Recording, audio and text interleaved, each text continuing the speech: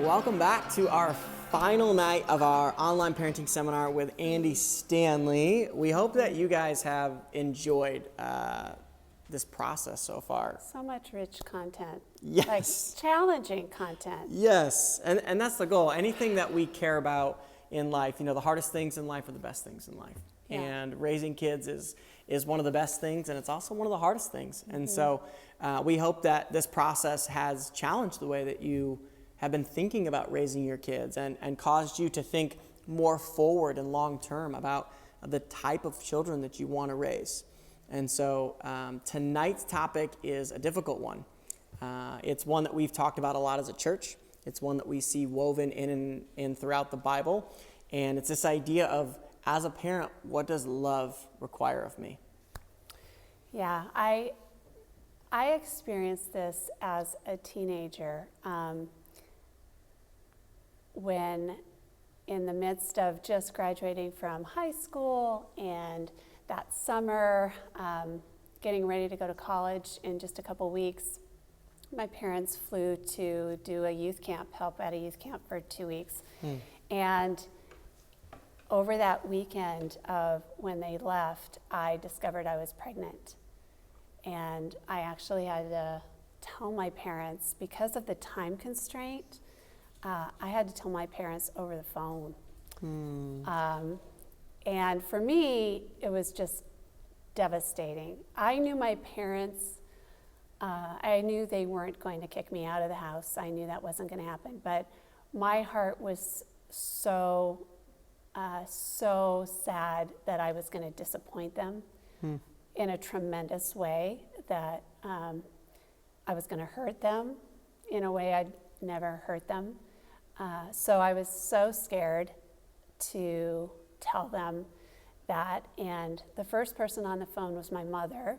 And I will never forget her response. I had steeled myself up, and I heard her voice, and she said, "Hello?" And I said, "Hey, Mom, I have something to tell you. And it's really hard." And she said, "Okay." I said, "Mom, I'm pregnant."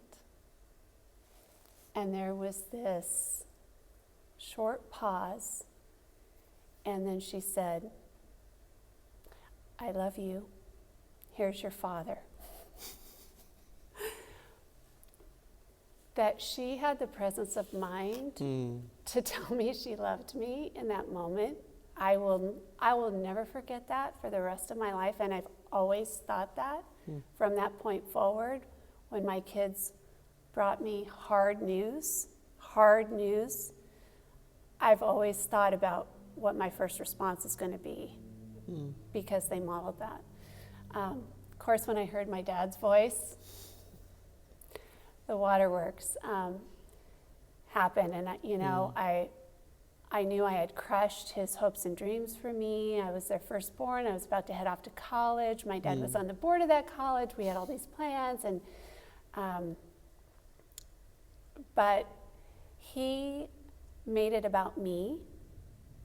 He warned me not to make any hasty decisions. He told me that they would support me, through adoption, if I wanted to stay home and have the baby, if I wanted to keep it, they just wanted to be in my corner. And I can't tell you just what that did for me in that moment. And I realize it could have gone differently, but because it didn't, I learned so much about parenting from that. What love required of them in that moment was to think of me first. And now that I'm a parent, it was years later where I realized what that experience would feel like for me if it were my kid, and all the emotions I would have, and how it would reflect on me, and how I would feel, and it goes back to that question, to be cognizant in the moment. And I think we can only do that if we're intentional along the way. to Yeah. really respond to what does love require of me. So it's a big responsibility that we have. We're raising Yeah. little souls to be complete human beings in the world. And Yes. that requires a lot of sacrifice and diligence on our part. And Yep. I think he's going to get into a lot of that tonight. Yeah, we're really excited to unpack it. So enjoy our final night of our online parenting seminar. Enjoy, you guys.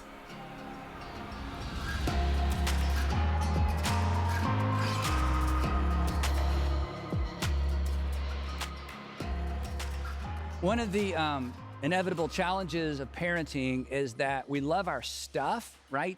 And we love our kids. And from time to time, there's conflict between our love for our stuff and our love for our kids, or maybe that's just me, I don't know. When our kids were 7, 5, and 3, all 20 months apart, I bought a used high mileage Infiniti. And it was the nicest car I'd ever owned. It was super dark green. In fact, it looked black at night. It was in pretty much mint condition, and I intended to keep it that way, which was probably my first mistake. And unfortunately, I was alone in that pursuit. So one Saturday morning, I'm taking out the trash in the garage, and I noticed there was something on the hood of my immaculate Infiniti. I walked over for a closer look, and to my utter dismay, discovered that someone had scratched a large capital letter A into the hood of my car. And beside the A were attempts at several other lowercase letters.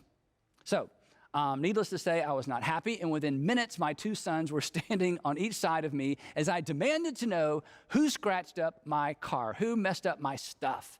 Silence. And then Garrett, our 5-year-old, piped up. He said this. He said, "Daddy, Allie did it. Allie did it with a wok," which rock. Allie did it with the rock. Allie, who was a whopping 3 years old. So I called Allie out to the garage. I pointed to my hood and I said, "Allie, did you do this?" And she smiles at me and she says, "Yes, sir, Daddy. I practiced my letters," her letters.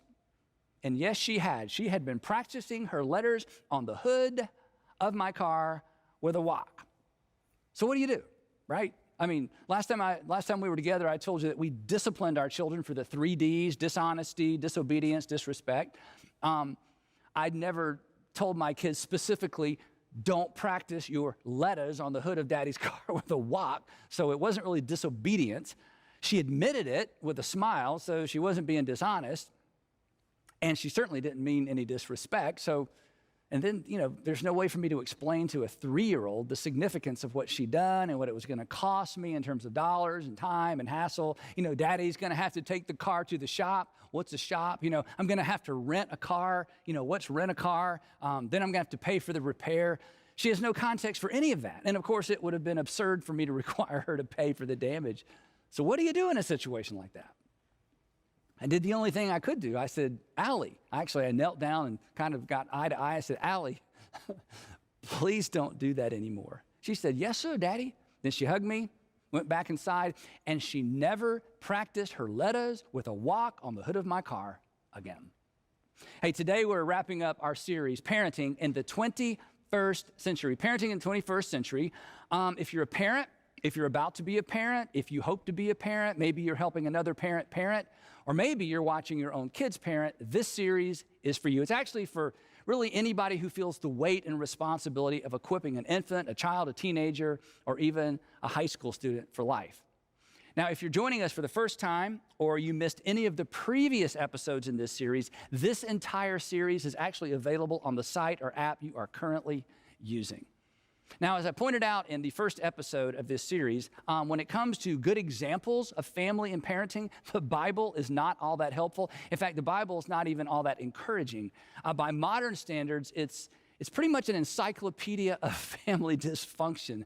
But, and this is the good news, Jesus and the authors of the New Testament provide us with basically a North Star to guide and inform our parenting. And while Jesus never talked about parenting directly, he laid the foundation for New Testament parenting when he laid the foundation for New Testament behavior. And he laid the foundation for New Testament behavior when he issued his new covenant command. He called it his new command. He said, "A new command I give you." And specifically, the new command was for us to love others the way that he, Jesus, loved us.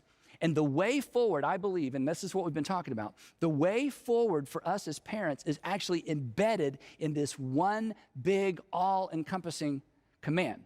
And I say embedded because the implications for parenting aren't all that apparent on the surface. But again, Jesus wasn't talking specifically to parents. Fortunately, as we've said, the Apostle Paul came along and he gave us some handles, some love handles. Essentially, here's what he said. He said, this is what the Jesus brand of love looks like. Here's how the Jesus brand of love behaves. Here's how it behaves under pressure. Here's how it behaves at home. And while Paul scatters his applications throughout his New Testament letters, his most famous explanation, I think his most famous explanation of what the Jesus brand of love looks like and behaves like is also his most instructive for us parents. And it's found in the 13th chapter of his first letter to Christians living in ancient Corinth. We call it 1 Corinthians. Now, in part 2 of this series, we began our journey through Paul's application list. But you'll remember, we only got 3 words in that first time. We got to this: love is patient. And we got kind of stuck there because parenting often falls apart there. Then last time we were together, we made it through 3 more of his applications. Love is kind. And we said that kindness is loaning someone your strength rather than reminding them of their weakness. It's loaning your children your strength rather than constantly reminding them of their weakness. And then he says this: love does not envy, it does not boast, and it is not proud. And then, if you'll remember, we spent a good bit of time on this next one. Love does not dishonor others. And we said that honor and mutual respect are actually at the heart of every mutually satisfying relationship in the home and outside the home. So honor, we said, is a better goal for parenting than obedience. Obedience basically answers the question, how low can I go? Honor points us in an entirely different direction. So, picking up where we left off last time, the Apostle Paul follows the honor discussion with a similar idea when he writes this. So here we go. He writes, love is not self-seeking. It is not easily angered. Love is not self-seeking. It is not easily angered. Love isn't selfish. Love puts the interest and the needs of other people first, which would pretty much solve all relationship problems, I think. And then the most significant thing about these 2 phrases is the Apostle Paul connects 2 important dots for us by addressing what is perhaps the most common expression of self-seeking within the context of relationships, and certainly within the context of parenting. Love is not easily angered. Love is not easily angered. Now, this is so interesting. The Greek term translated angered here is actually a cooking term. In other literature, it's translated as stir or stirred up. So here's what he's saying, that love is not easily stirred up. Do your kids ever get you stirred up? Of course they do. This is such a great term because when you're cooking and you're stirring a pot, what happens? Now, I'll be honest, I don't cook, but I do stir the natural peanut butter that Sandra buys, which I love, but you have to work for it, right? I mean, the peanuts have all settled to the bottom of the jar. The peanut butter is on top of the peanuts, and then there's about an inch of oil on top of all of that. So when you open it up, you have to stir it all together for what feels like about 30 minutes, right? But I know I'm finished when the peanuts that started at the bottom of the jar are finally showing up on the top. Anybody else hungry? Anyway, the point is simply this. When we stir a pot, or when we stir the natural peanut butter, we aren't creating or adding anything new to the mix. What are we doing? We're just surfacing what was already there to begin with. And I know you don't want to hear this, but speaking from personal experience, our children, our kids don't actually make us angry. Our kids simply stir up or bring to the surface what's already in us. And they do it better than anybody else. In fact, it's in those moments that we finally understand our own parents, right? And what is it that's already in us that they're so good at bringing to the surface? Well, Paul already told us. It is our self-seekingness. It is our selfishness, our desire to have our own way, our desire for them to obey and then to go outside and play. Now, the truth is, no one has ever made any of us angry. They just stirred us up. Now, having your emotions stirred is inevitable, and chances are, in each stage of parenting, you're going to have to figure out the new best way to regain perspective and recharge your emotional batteries. Parenting is emotional. It's emotional for two reasons. It's emotional because we care, and it's emotional because we're selfish. And while I'm on this, it's important for you to talk to your kids about the emotional side of life, right? Don't hide it. Don't pretend. Being emotional isn't weakness. It's humanness. As one child psychologist put it, I love this quote. He writes, "It is scarier," this is so important, "it is scarier for a child to have a parent who is struggling and doesn't talk about it, a parent who's going through something that's emotional and doesn't discuss it with the child, versus a parent who is struggling and does talk about it." So, age-appropriate conversations about the emotional side of life, it's so healthy for our children. It's really healthy for everybody. And our kids learn that it's okay to feel and it's okay to express those feelings. After all, like us, somebody's going to come along and stir their pot. Probably you. And when that happens, they need to understand what's going on, and they need to understand what to do. And if you haven't figured it out, it's going to be difficult to help them figure it out. So this is such a big deal. I want to press into this just a bit more, and I want to invite another author into the discussion. So before we continue with what the Apostle Paul had to say, I need to remind you of something James, the brother of Jesus, had to say. And I say remind because we've discussed this passage on many occasions, but it is worth repeating because honestly, I think it's one of the most important, practical, relational insights you'll ever hear. It explains why we are so easily stirred up by the people we love the most. And maybe most importantly for our discussion, it provides us, I think, with a handle for helping our kids understand why they get stirred up as well. And the way that James approaches this, he asks a question and then he answers it for us. And here's the question. He says, what causes fights and quarrels among you? In other words, what is the source of all the conflict you're having in your home or wherever you're having conflict? And of course, when you read or hear a question like this, we're all immediately tempted to point to someone else's behavior, somebody else's words, or maybe the tone of their words. And James and the Apostle Paul say, no, that behavior, those words, even the tone, simply stirred up what is already in you. And then James answers the question. He says, isn't it true that these fights and these quarrels come from your desires that battle within you? He continues. He says, you want something, you desire, but you can't get it. You don't have it. You covet it, but you cannot get what you want. So what do? You quarrel and you fight. This is so powerful.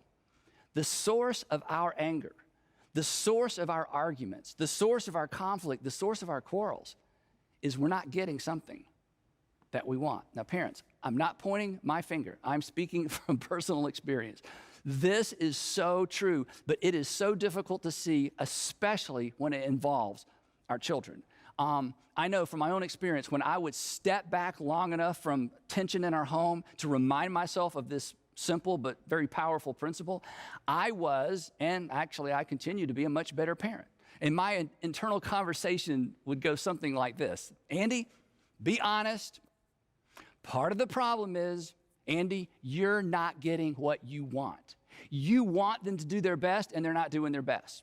You want them to pay attention, and they're not paying attention. You want them to quit picking on each other, and they keep picking on each other. But Andy, part of the reason you're so stirred up, the reason you're about to say things you'll have to apologize for later is you're not getting what you want. So admit it, own it. And you know what? When I own my slice of the conflict pie, the temperature comes down. James was right. Fights and quarrels erupt when somebody isn't getting what they want, when somebody isn't getting what they deserve, when somebody isn't getting what they need. So parents, husbands, wives, own your slice of the conflict pie, and that's your slice.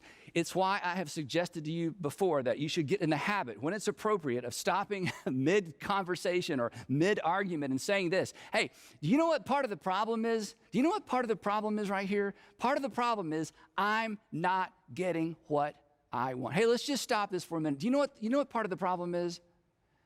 I'm not getting what I want.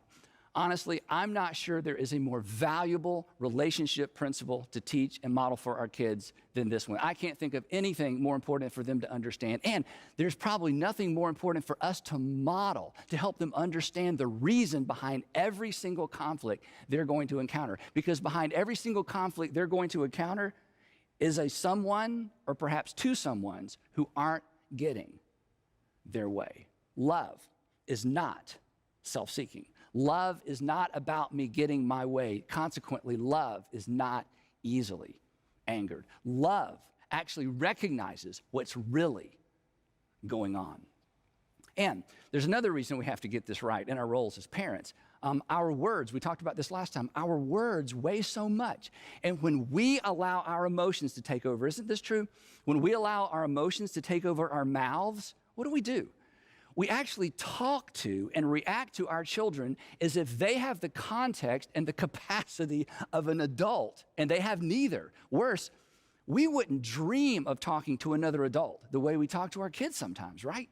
Adults who actually have the capacity to chalk it up to us just having a bad day. Adult friends who would just look at us and say, "What's wrong with you?" But our kids, they process our anger as, "What's wrong with me?" So, are you easily stirred up? And are you willing to admit that the peanuts at the bottom of the jar and the vegetables at the bottom of the pot were already there? And would you be willing to pause and acknowledge that your slice of the conflict pie is that you aren't getting something you want? And yes, I admit it, what you want from and for your kids is probably good for them. But the frustration, the emotion, the anger stems from something you're not getting. You aren't getting what you want.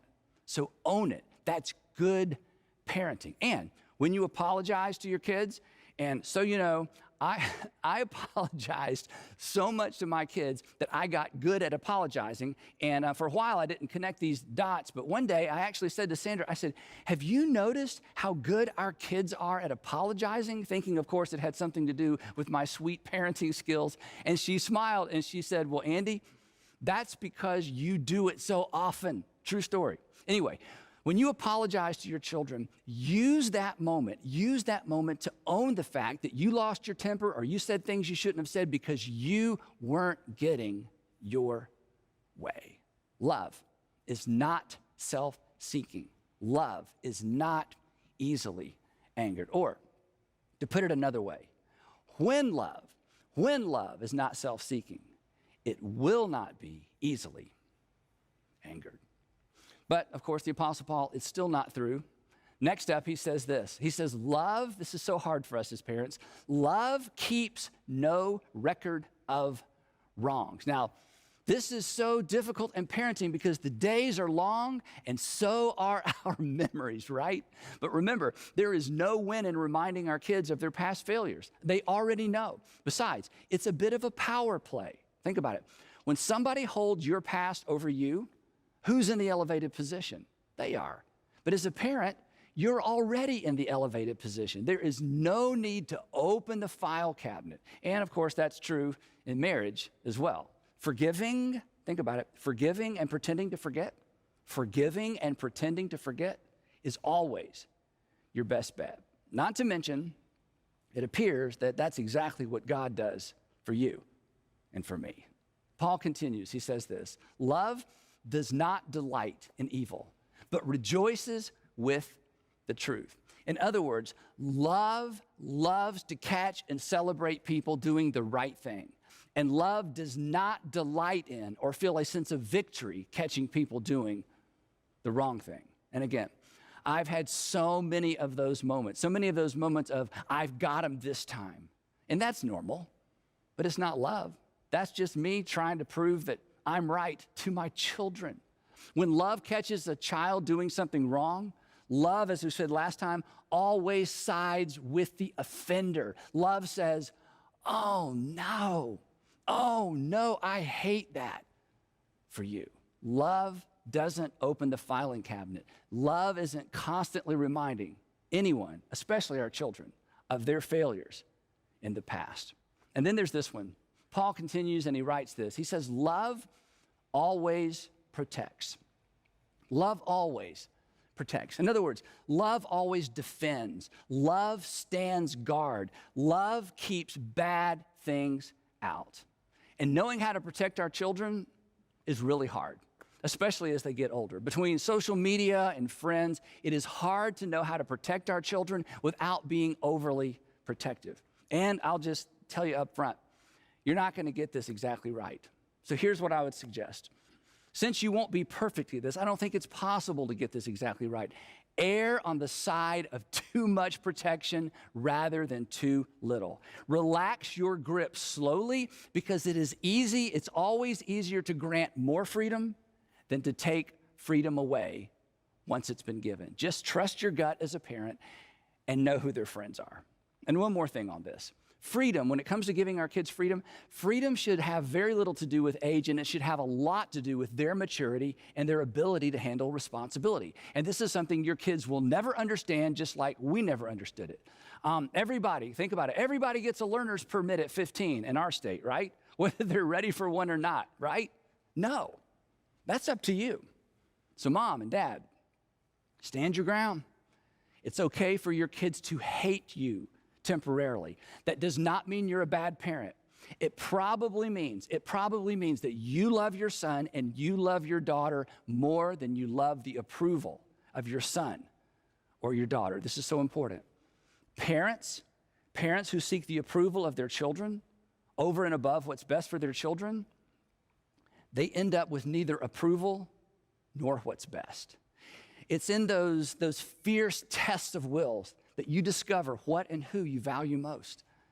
There is a fist-size hole through the drywall of a bedroom closet in our house, and it wasn't my fist. And I never had it repaired. For me, it is actually a visual of what love looks like sometimes. Sometimes love looks like the enemy. And mom, dad, that is okay. Because love always, always, always protects. And sometimes love protects fiercely. So, wrapping up this discussion, wrapping up the series, remember this. There are no perfect parents, there are no perfect kids, and there are no perfect families. And honestly, you don't even want perfect kids, right? A perfect child would probably not enjoy spending much time with their imperfect parents, not to mention their imperfect brother or sister. In fact, sometimes when we're talking to parents, I ask this question. I say, hey, if you had to choose, and you had the opportunity to choose between perfectly obedient children who never caused you a moment's trouble, but who did not enjoy being with you, or a typical child or typical children who got into typical trouble and kept you up at night for a season, but who in the end enjoyed being with you, which would you choose? And in the end, maybe not in this particular season, but in the end, you would choose a healthy relationship over perfect behavior. And here's something interesting. So did your Heavenly Father. The fact that God gave us the gift of free will and announced forgiveness ahead of time says a lot about what's most important to our Heavenly Father, namely relationship. He made us relational beings. So, if I had to boil everything in this series down to one thing, it would be this. Parent toward, if you're going to create a North Star for your parenting, parent toward a healthy adult relationship with your children. Set your sights on parenting toward a healthy adult relationship with your children. Now, this concept or this goal came into sharp focus for me personally when Andrew, our oldest, was still an infant. We were driving to meet Sandra's family for vacation, and as we were driving, we decided to set some family goals, and we eventually did that. But as we began the conversation, something in that conversation crystallized for me what I ultimately wanted for our family. And I say me because what I wanted for our family was something that Sandra actually grew up with. And honestly, she would tell you, she thought it was normal, but it wasn't my normal. It wasn't my family normal. Her normal, her family with her brother and her sister, they always loved being together. They always looked forward to being together. And the older they got, the more they enjoyed being together. And I didn't experience that after about 8th grade. So as we were driving, I told her, I said, I want our family to look like your family. So we established, and I think this was really for me, we established as our North Star, our objective, to raise our kids in such a way that they would enjoy being with us and with each other when they no longer had to be. We wanted them to enjoy and look forward to being with us and with each other once they were old enough to decide for themselves. And that became, again, our North Star, the sort of the organizing principle for our home, the framework for our parenting decisions. It created guardrails for our time, our scheduling. It determined how we disciplined. And it's a big reason why honor, and honor mom in particular, became a priority in our home. Obedience, again, obedience is not at the heart of a mutually satisfying relationship. Honor is. And don't get me wrong, I like obedience. We wanted our kids to behave, but we wanted something more than perfectly behaved children. Specifically, I wanted to maintain influence, not control, but influence throughout my kids' lives. And as we've talked about, once your kids leave home, the health of your relationship with your kids will determine the degree to which you have influence. Now, our kids are all in their 20s, and we enjoy being together. We enjoy their spouses. We did not parent perfectly. There were so many apologies along the way. But again, that's the point. What is an apology? An apology is a relationship builder. It's a relationship restorer. Pride, self-centeredness, dad's always right, I'm your father, reputation protection, all those things, they just undermine the integrity of the relationship. And I assure you, the potential for all of those things reside at the bottom of my jar, the bottom of my pot. And from time to time, they would get stirred up. And from time to time, I would have to apologize. Choosing to parent with our future relationships in mind, I think more than anything helped me avoid a trap I've seen so many young parents fall into. They settle for what our friend Adam Johnson refers to as not goals. Do you know what a not goal is? You may have some not goals. You don't even know you've set not goals, but a not goal sounds like this. I'm not going to have the same kind of relationship with my daughter that I had with my mom. I'm not going to be like my dad. I'm not going to parent like my parents. Ever said that? Ever thought that? Those are not goals. But here's the problem with a not goal. A not goal is just not enough. They're not inspiring. They're not even relational. Not goals are a reaction. And you know what they do? They cause parents to overcorrect. The pendulum swings way too far in the other direction. So don't settle for not goals, and don't settle for obedience. Aim for future influence and aim for a future healthy relationship. And remember, just as your parents' behavior, not their parenting skills, just as your parents' behavior determined whether or not you want to be like them or whether or not you even like them, your behavior, mom and dad, your behavior will determine if your kids like or want to be like you. This is why anchoring our parenting to Jesus' all-encompassing command to love as God through Christ has loved us, this is why that's so important. It's why what the Apostle Paul left us with in 1 Corinthians 13 is so important, because it instructs and it informs our behavior. So, endeavor to love your children the way your Heavenly Father through Christ loves you. Be patient. Their pace, not yours. Be kind. Loan them your strength. Don't constantly remind them of their weakness. They already know. Celebrate their successes. Minimize their failure. Create a culture of mutual honor. Own your slice of the conflict pie. Protect, trust, hope, and persevere. And last of all, consider this. The most significant thing you do, the most significant thing you do may not be something that you do. It may be someone that you raise.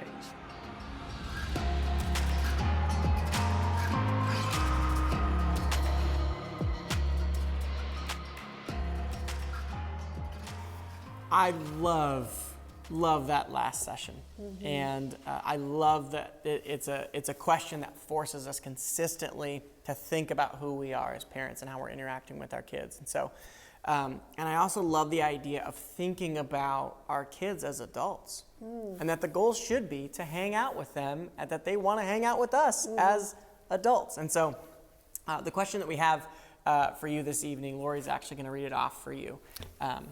Yeah, it's what would parenting toward a healthy adult relationship with your children look like?